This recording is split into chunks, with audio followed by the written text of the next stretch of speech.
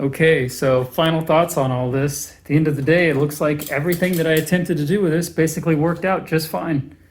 So yeah, every single part I put on this thing ended up working out. The one thing that I was worried about maybe not working would be the small gear ratio, the 25/9. I thought I might hit the brake, but as you can see, in this, it's hard to get a good shot of it, but the chain just barely clears that. And the chain is tight enough that it never smacks into the brake. I was also worried that the chain would hit the chainstay, but it just barely clears it. So there's no need to change the driver in the back to something bigger than 9-tooth. So it's not an issue.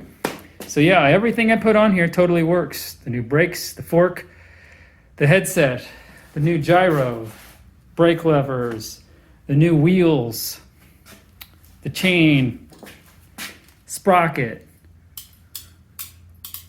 the cassette. I mean, can you put all new parts on an old bike? Yeah, you can. You absolutely can. The only thing in here that the only thing on this bike that's not new is literally just this old seat, the seat post, and this old hutch seat post clamp.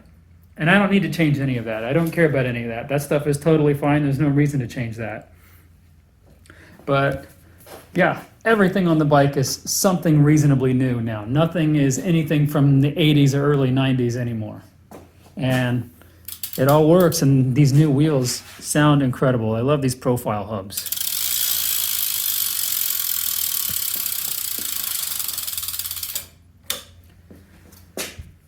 I would say to anybody who wants to put new stuff on an old, early freestyle bike, if you want to go through doing something like this, go for it. It totally works. The only thing that I would mention as a caveat of any kind is obviously the headset that you're going to use. These are not intended to be used in a 1-inch head tube. They've been machined just a smidge so that they will fit into the frame. I think as a flatland bike, you won't have any problems with that. I don't foresee anybody using new parts on an old frame as a flatland bike, or even just something you want to pedal around on for transportation or nostalgia. Maybe you have an old bike, you want to be able to ride it again. All of this is totally doable. I would not do this if I was going to take this to a skate park or do street riding or something like that. If I was going to do something like that, I would be worried that maybe this headset wouldn't hold up. Maybe those cups could crack or damage in some way. But I think as a flatland bike, if you're just doing flatland tricks, I really don't see how that would be a problem. I mean, maybe it wouldn't even break if you use it in a skate park. I just don't want to be the person who says go for it and then, someone breaks something. Yeah, it's all doable. And I thought maybe I had missed the boat on buying one of the new Haro Masters that were exactly the same as this one, but they don't have these stupid platforms on them. I really did like the newer ones, but at the time that they came out, I didn't know about it, so I've missed the boat on that. So I have to continue using my old one.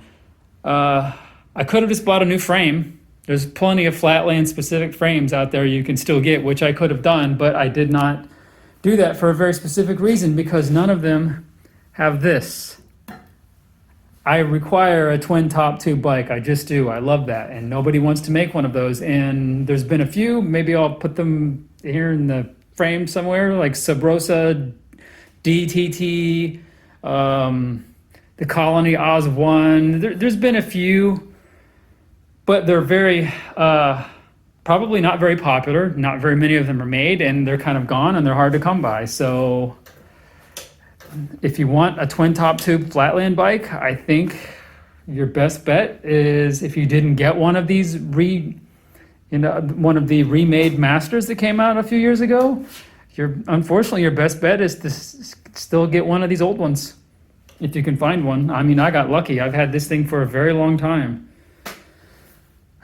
If somebody made a new flatland specific bike that was a double top tube bike, I probably wouldn't even be using this, but nobody's doing it, so I got to keep using this. So I guess the good news is, after all is said and done, this little experiment actually worked out. I was able to do this, and I'm quite happy. This is awesome. And the bike is a lot lighter than it was when I started out. I've shaved 3 to 4 pounds off this bike by changing these parts out from what I once had. So it's been a big deal. This thing's definitely, I can feel it. It's lighter. Also, the wheel is a little bit closer in, and I've noticed I like the way the bike handles now versus it used to be further back in the dropout. So it's a success. I don't have anything else to do. It's perfect. So if you want to build an old BMX flatland freestyle bike from back in the day, you want to put all new parts on it, there you go. You can do it. It works.